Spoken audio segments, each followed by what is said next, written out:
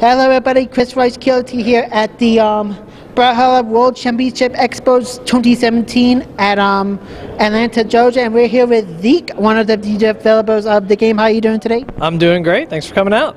And before we start, I gotta say, you have a nice little baby in your arms. Oh, thanks. This is Mirabelle, so you get both of our answers. And how old is she? She is 1.5 years. So we're an all ages game, and we mean that all the way through. Okay, so just in case there's like a few people who don't know, give us like a brief synopsis of Brawlhalla. Oh, sure. So Brawlhalla is a 2D platform fighter, and we are on PS4. We're on Steam. Basically, you get in, you pick your characters, you beat each other up, you send each other flying off the edge of the screen. We're free to play game on both those platforms, so you can get in and play with anybody that you want. And that's the high level flyby on what it is. Okay, so there's obviously a few games very similar to this. Smash Brothers is obviously the biggest one, but there's also a couple other indie games similar to this, like Rivals of Aether, I think how you pronounce it. That's right. Yeah. And how can you like differentiate yourself from the competition? Sure. Well, so one of the great things about the industry is that kind of all of the different games just help grow the audience, and kind of we wind up helping each other out more than we wind up competing. For Brawlhalla, we're pretty different than the others, mostly because we're free to play. So that changes fundamentally how the game operates. Like, we update every week. We are constantly adding to the game. We're constantly evaluating what's in the game to make sure that it's doing what we think it is, make sure everything's balanced. If something's not balanced, we fix it. We adjust things, and then we keep making sure that stuff is fresh for all of our players, and we get to do that basically forever. So it's pretty fantastic. And I do like the fact that you don't actually jump onto the loop like so many titles doing this, especially like the $60 title games that would have made that profit from day one. Yeah. So our philosophy is our approach to free to play is we don't put any barriers to content or anything like that. So you're always able to get in and play from the beginning for free, so you can get all of your friends into play. And then we just make sure that when you fall in love with the game, which we really hope you do, there's cool stuff in there. So mostly, we make skins for our characters, and that's kind of what the main business model is. But that's it's a long, steady approach, and it really is the kind of game where there's no like if you're winning in Brawlhalla, it's because of what you're doing, not because of if you bought a founder's pack or anything like that. Everything we sell is just cosmetics. And I also found out the other day when I was in one of you guys' panels, you do like a dev stream where you talk about the latest content update, even showed the process how this particular character was created and such.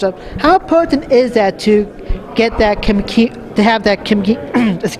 get that communication with your audience? Yeah, it's super important. So one of the things that we have always said, when you approach a free-to-play game like this, a game as a service is another term that gets used for this style of game. It's not our game, it's our community's game, right? Once we launch it and put it out there, it becomes the community's game. And so we have to constantly be in touch with what the community is saying and thinking, and what they like and what they don't like, and make sure that we're building the game in a direction that reinforces and expands the community, right? So things like Twitch, we're active on every form of social that we can find. We're active on Reddit forums, on the Steam forums, Twitter, Instagram, everywhere we can go. And what we find really exciting about Twitch is that we get instant feedback from everybody. So we have a really good solid Twitch community that just kind of grows slowly over time, and we get to show them what we're working on and get immediate feedback and have an actual conversation about what's going on, and that really helps us steer our development. Cool. And I know you said earlier you were on PC and PlayStation 4. Yes. Were there other platforms you were considering for the game as well? So we're exclusive for PS4. That's our console launch. In the future, I'm sure we'll branch out a little bit more, but right now it's all about PS4 as far as platforms. Okay, and of course you have a big expo for the World Championship at Brawlhalla, which is getting pretty big because last year there was like a $50,000 pool prize, and now this year it's like $100,000 pool prize. Did you expect Brawlhalla to be this big of an esports? So we hoped it would be, and we built the game for what we thought had a competitive platform. But one thing that you quickly learn is that your players are going to be so much better than you are. So we were never sure if it was going to take off. So we were ready to we always said our approach was, if there's a spark and a fire, then we're going to pour gasoline on it and support it, right? And so it didn't take very long for people to start organizing their own tournaments and getting pretty serious about it. And so when that started happening, we knew we had something and that we could keep supporting it. And, like you said, last year's was $50,000 prize pool, this year's $100,000. So it's the kind of thing where we continue putting more support in it and we continue seeing growth in it. So, and that's really what we're after. We think it's fantastic. And when we see people come in and play the game at the level that they play, it's mind-blowing to us. It's incredible. Like it really feels cool to have people come in and show you what can be done in the game that you build. Yeah, speaking of cool, what I found most interesting, you actually had one of the first builds of the game, like version 0.1, the PAX 2014 version on display. Yeah. I played around with it. It's like a very big difference between then and now, especially with the Cassidy character, who looks so much different. Yeah. So that was we kind of put that out there because it's kind of fun and it's interesting to see how things have changed, how different things are. And again, it's all about the community, right? It's not just something that we say. It's not just it's not just a soundbite. Our game lives or dies on whether or not we pay attention to the community and how the community is receiving the game. So all those changes that have happened between that build that you played in there, which is really different, and now is a result of us engaging people and talking to them and figuring out what is working and what isn't working from the community standpoint. Yeah. Okay, and are you able to talk about what new contests are you planning for the game, or is that too soon to say right now? So we always have kind of a list of the next features that we want to add, and we don't ever know which one is going to be the one until we get there and we start road mapping it out. But we always add, about every week we add some new cosmetics to the store. We come out with a new character every 5 to 6 weeks.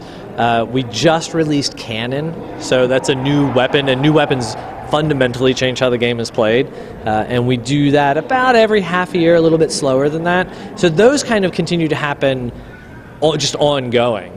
And then we add features, like we add the Brawl of the Week feature, was a few months ago. Well, it was a little bit longer than that, but it was something where like each week we feature some different style of gameplay, and sometimes you can't even play that kind of game mode in the game unless it's a Brawl of the Week, and we just kind of cycle through things to keep it fresh. But features like that come every 4 to 5 months, and we just have to kind of, once we wrap one up, which launching on PlayStation, launching Canon, launching the new character Syndra, doing our Halloween event, doing BCX is kind of, we're getting past a big hurdle of events that we've done, and so now is the time when we'll kind of take a step back, take stock, see what people are liking and what they don't like, and figure out what the next big feature that we add is. So I don't have an exact answer, but we are always adding to the game. Yeah, speaking of Ken, I know that he was kind of excluded from the tournament this time around. Were there other things that you had to exclude from the tournament to keep things balanced as possible for such as well?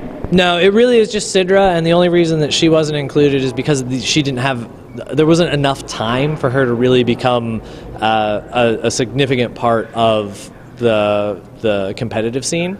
So we just wanted to make sure that people didn't have to worry about okay, is this going to be the right character for me to play? Am I going to have to learn this character? We've been playing the Brawlhalla circuit for the last year. Am I going to have to learn this character that came out 3 weeks ago and figure out how that's going to affect the tournament? We just said it's too short of a time, so we just won't let you select her in the tournament. But that's really the only thing that we did.